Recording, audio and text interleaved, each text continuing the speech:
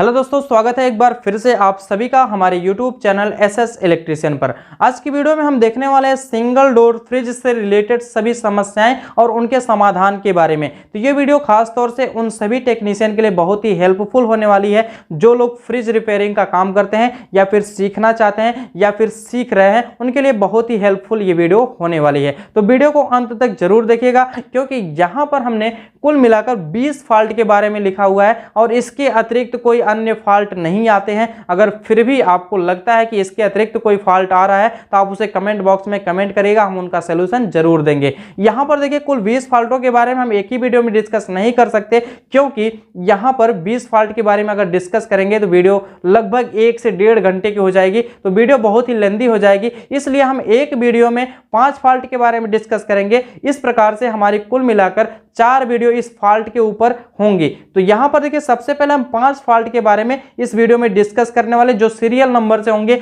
सबसे पहले 1 number, 2 number, 3 number, 4 number, यानी कि 5 तक हम यहां पर सॉल्यूशन आपको बताएंगे। तो यहां पर देखिए, सबसे पहले हम देख लेते हैं कि फ्रिज डेड है, अर्थात चल नहीं रही है। हमारी जो सिंगल डोर की फ्रिज है वो डेड है, चल नहीं रही है। उसके लिए हम क्या करेंगे? देखिए, अगर मान लीजिए सिंगल डोर की फ्रिज डेड है, चल नहीं रही है, तो जरूरी नहीं है कि फ्रिज ही खराब हो। उसके लिए आपका जो 5 पिन सॉकेट है वो भी हो सकता है इशू उसमें, और उसके बाद जो मेन लीड है उसमें भी इशू हो सकता है। तो सबसे पहले आपको यही चेक करना है कि जहां पर हमारी जो मेन लीड लगी हुई है, जिस 5 पिन सॉकेट में लगी हुई है फ्रिज की मेन लीड, उस 5 पिन सॉकेट को ही चेक करना है कि उसमें न्यूट्रल फेज सही प्रकार से आ रहा है कि नहीं, यानी कि उसमें 230 वोल्ट आ रहा है कि नहीं। अगर उस 5 पिन सॉकेट में 230 वोल्ट हमको प्राप्त हो रहा है, इसका मतलब 5 पिन सॉकेट में गड़बड़ी नहीं है।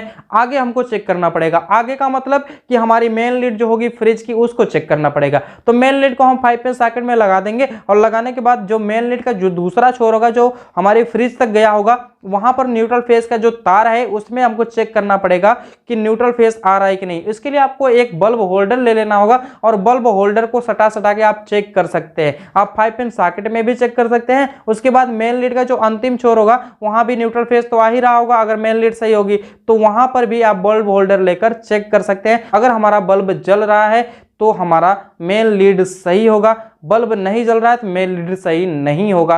तो इस प्रकार से आप मेन लीड को पहले सही करेंगे, उसके बाद ही फ्रिज तक जाएंगे। अगर मान लीजिए कि हमारे मेन लीड भी सही है, फिर भी हमारा फ्रिज नहीं चल रहा है, तो उसके लिए आपको करना क्या होगा? देखिए, जब हमारी मेन लीड सही है, न्यूट्रल फेज वहां पे आ रहे हैं, तब आपको एक काम करना होगा।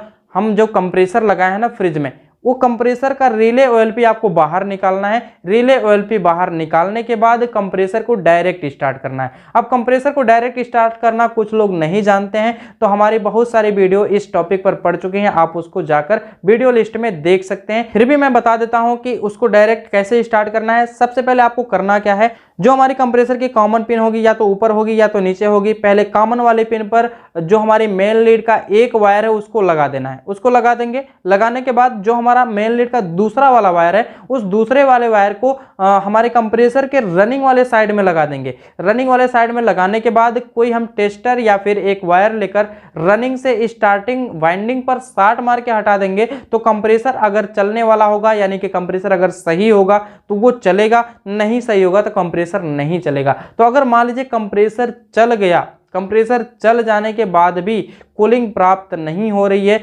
इसका मतलब कि सिस्टम में गैस नहीं होगी। अच्छा, मान लीजिए कि इस कंप्रेसर चल गया, कूलिंग प्राप्त हो रही है, इसका मतलब कि हमारा रिले, ओएलपी या थर्मोस्टेट या फिर वायरिंग, इन चारों में से कुछ न कुछ खराब हो सकता है। तो इसलिए आपको रिले, ओएलपी, थर्मोस्टेट और वायरिंग को बारी बारी से चेक करना है। अगर कोई भी चीज खराब मिलता है तो उसको आप बदल दीजिए, चेंज कर दीजिए। तो इस प्रकार से आपका फ्रिज डेड का सोल्यूशन हो जाएगा। तो आई होप आपको ये बातें समझ में आई होंगी और इस फॉल्ट का सोल्यूशन समझ में आया होगा। चलिए हम बढ़ते हैं अगले पॉइंट की तरफ, अगले दोष की तरफ। यहाँ पर अगला दोष हमारा क्या है? फ्रिज का बल्ब नहीं जल रहा है, कूलिंग हो रही है।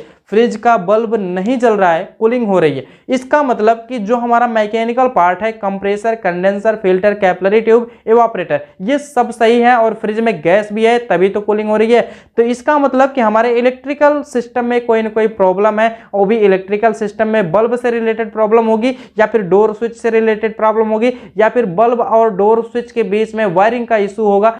तो इस प्रकार से आपको पहले बल्ब चेक करना है, न्यूट्रल फेस दे दीजिए, अगर वो बल्ब जला तो सही है, नहीं तो खराब है। उसके बाद आपको डोर स्विच को निकाल कर देखना है कि उसको जो दोनों पॉइंट हैं वो दोनों पॉइंट प्रॉपर लगे हुए हैं या नहीं लगे हुए हैं। अगर वो नहीं लगे हुए हैं तो लगाना है उसको, और लगाने के बाद डोर स्विच को अंगूठे से प्रेस कर करके देख लेना है। अगर मान लीजिए कि हमारा सिस्टम सही से काम कर गया, बल्ब सही से जलने लगा, बुझने लगा, तो इसका मतलब ये प्रॉब्लम सॉल्व हो गई। अगर फिर भी नहीं जल बुझ रहा है तो अंदर से वायरिंग का फॉल्ट हो सकता है, और अंदर से वायरिंग का फॉल्ट होने का इशू बहुत कम आता है। कुल मिला के आप 1% कह सकते हैं, 1% इशू आ सकता है, नहीं तो 99% इशू अंदर से वायरिंग का खराब होने का इशू नहीं आता है। तो इस प्रकार से आप समझ सकते हैं कि उसका डोर स्विच और बल्ब को चेक करना है, और उनमें से कोई भी अगर फॉल्ट है तो उसको आपको चेंज कर देना है। तो आई होप आपको इस फॉल्ट के बारे में सोल्यूशन मिल गया होगा। इसके बाद के दोष नंबर 3 है, फ्रिज का दरवाजा बंद करने पर खुल जा रहा है। तो फ्रिज का दरवाजा बंद नहीं हो रहा है, कुल कहने का मतलब ये है।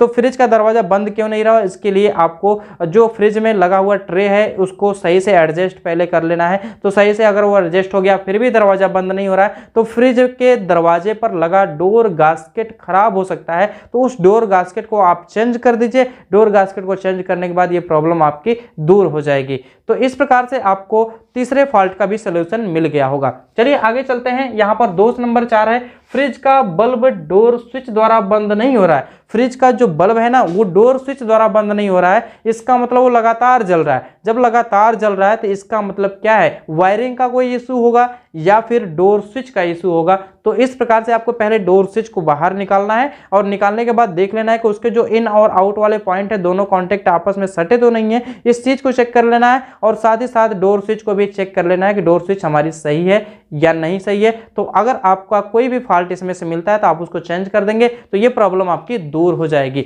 तो इस प्रकार से आपको चौथे फॉल्ट का सलूशन भी मिल गया होगा। अब चलिए चलते हैं अगले दोष की तरफ। यहाँ पर फ्रिज का बल्ब जल रहा है, कूलिंग प्राप्त नहीं हो रही है। अब फ्रिज का बल्ब जल रहा है लेकिन कूलिंग प्राप्त नहीं हो रही है, इसका मतलब क्या है कि हमारी जो मेन लीड है वो भी सही है, हमारी जो 5 पिन सॉकेट है वो भी सही है, तभी तो फ्रिज का बल्ब जल रहा है। तो फ्रिज का बल्ब जल रहा है, इसका मतलब कि हमारा इशू कंप्रेसर से रिलेटेड हो सकता है।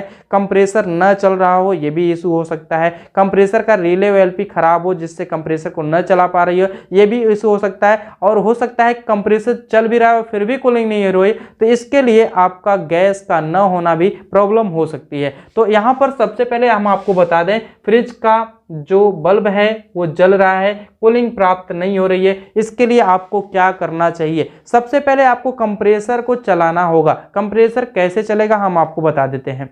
अगर आपका कंप्रेसर नहीं चल रहा है तो उसके लिए आप क्या कर सकते हैं। तो सबसे पहले आपको एक मेन लीड अपने साथ में लेकर चलना होगा। उस मेन लीड में 2 वायर होंगे न्यूट्रल और फेस के। तो न्यूट्रल वाले तार को लगा देना है आपको कंप्रेसर के कॉमन वाले पिन पर, और फेस वाले तार को लगा देना है कंप्रेसर के रनिंग वाले पिन पर। अब रनिंग वाले पिन से स्टार्टिंग पर शॉर्ट मारने के लिए आपको एक स्क्रू ड्राइवर या फिर किसी वायर का सहारा लेना पड़ेगा। शॉर्ट मार के हटा लेंगे। अगर कंप्रेसर हमारा सही होगा तो कंप्रेसर चलने लगेगा, अगर कंप्रेसर हमारा खराब होगा तो कंप्रेसर नहीं चलेगा।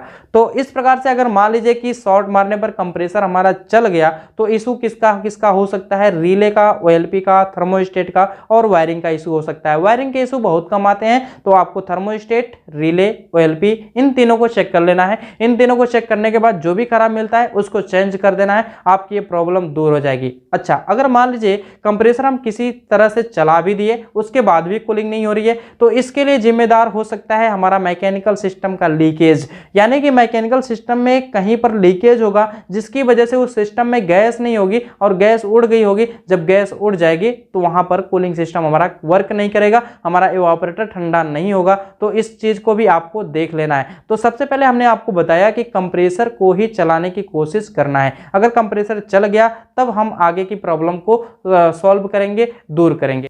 तो आई होप आपको इन 5 फॉल्टों के बारे में समझ में आया होगा। बाकी के जो 15 फॉल्ट हैं, इन 15 फॉल्ट के बारे में हम अगली वीडियो में डिस्कस करेंगे, तो आप अगली वीडियो भी देखना मत भूलिएगा। तो चलिए मिलते हैं अब अगली वीडियो के साथ, तब तक के लिए धन्यवाद। जय हिंद।